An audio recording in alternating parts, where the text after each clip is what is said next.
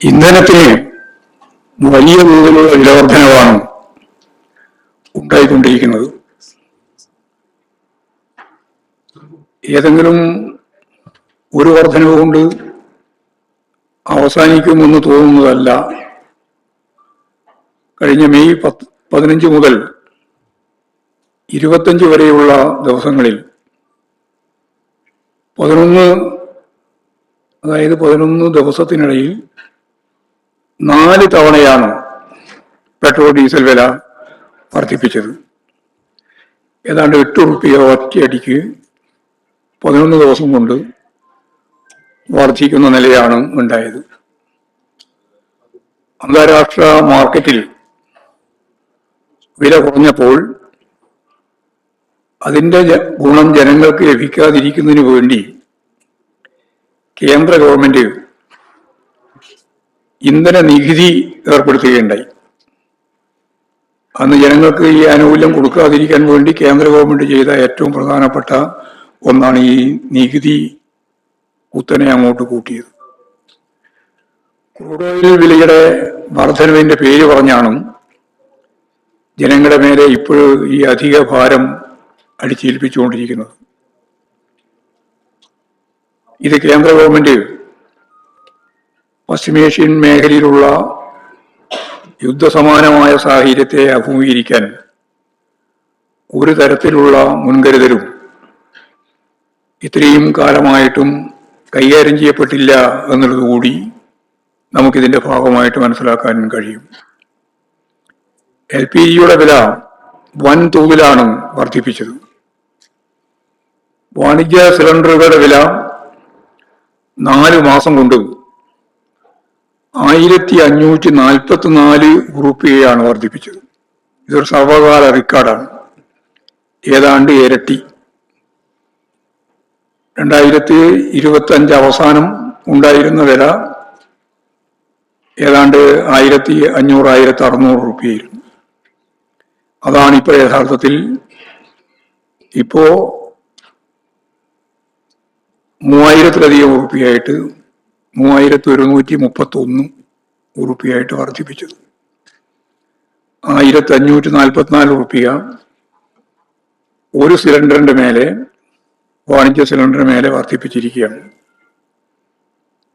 ഇത് ഹോട്ടലുകളെയും റെസ്റ്റോറൻറ്റുകളെയും നമ്മുടെ ഉച്ചക്കഞ്ഞി വിതരണം ചെയ്യുന്ന സ്കൂളുകളെ പോലും ബാധിച്ചിരിക്കുകയാണ്. ഇത്രയും വലിയ പണം കൊടുത്ത് ഇന്ധനം ഉപയോഗിക്കാൻ വാതകം ഉപയോഗിച്ച്, കാരണം മുമ്പ് തന്നെ വിറക് ഉപയോഗിക്കാൻ പാടില്ല എന്നുള്ള നിബന്ധനയുണ്ടായിരുന്നു സ്കൂളുകളിൽ പാചകം ചെയ്യാൻ.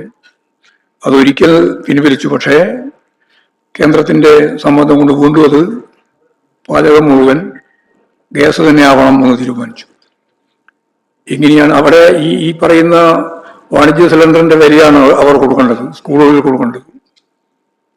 വലിയ രീതിയിലുള്ള പ്രയാസമാണ് ഹോട്ടലുകളിലും റെസ്റ്റോറൻറ്റുകളിലും ഉൾപ്പെടെ വലിയ രീതിയിൽ വില വർദ്ധിക്കുകയാണ്. ടാക്സി, ഓട്ടോ, ചരക്ക് ഗതാഗതത്തിലും ഇത് വല്ലാത്ത രീതിയിലുള്ള പ്രശ്നമായി കഴിഞ്ഞിരിക്കുകയാണ്. സ്വകാര്യ ബസ് വ്യവസായം യഥാർത്ഥത്തിൽ പ്രതിസന്ധിയിലേക്ക് നീങ്ങിയാണ്. അവശ്യ വസ്തുക്കളുടെ സാധനങ്ങളുടെ വില ക്രമാതീതമായി വർദ്ധിച്ചുകൊണ്ടിരിക്കുകയാണ്. ഇത്തരത്തിൽ സംസ്ഥാനത്തെ ആകമാനം വലിയ പ്രതിസന്ധിയാണ് ഇന്ധന വില വർധനവിന്റെ ഭാഗമായിട്ട് സൃഷ്ടിക്കുന്നത്. ഗാർഹിക സിലിണ്ടറിന്റെ വില മാർച്ച് മാസത്തിലാണ് യഥാർത്ഥത്തിൽ 60 റുപ്യ വർദ്ധിപ്പിച്ചത്. സിലിണ്ടറിന്റെ ലഭ്യത കുറവും പ്രധാനപ്പെട്ട പ്രശ്നമായിട്ടുണ്ട്. ഇപ്പോൾ നേരത്തെ BJP സർക്കാർ ഗാർഹിക സിലിണ്ടറിന്റെ സബ്സിഡി എടുത്തുമാറ്റി അത് നിങ്ങളുടെ അക്കൗണ്ടിൽ ലഭ്യമാക്കുമെന്നായിരുന്നു അന്ന് പറഞ്ഞിരുന്നത്. എന്നാൽ ഒരു അക്കൗണ്ടിലും ലഭ്യമാക്കിയിട്ടില്ല.